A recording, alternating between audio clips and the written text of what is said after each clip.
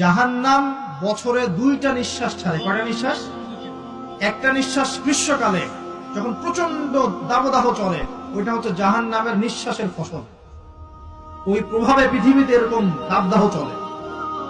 এই সায়েন্স বিশ্বাস করবে?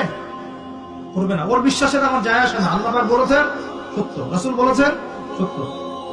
আরেকটা হচ্ছে শীতকালে যখন প্রচন্ড ঠান্ডা, তখন শীতকালে জাহান্নামের এমন একটা জায়গা আছে যেটা কিন্তু শীতল জায়গা। জাহান্নামের পুরো জায়গাটাই কিন্তু আগুন নয়, এমনও জায়গা আছে যেটা কি খুব শীতল। ওই শীতল অংশ শ্বাস ছাড়লে এই যে পৃথিবীতে সেই এই শীতের একটা প্রভাব চলে আসে, প্রচন্ড ঠান্ডা শৈত্যপ্রবাহ চলে আসে।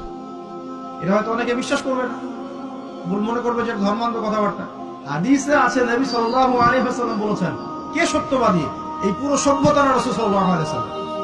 এই বিশ্বের সমস্ত মানুষ সত্যবাদী বেশি না আল্লাহ রাসূল বেশি সত্যবাদী? বাস, আর কোনো দরকার আছে কথা?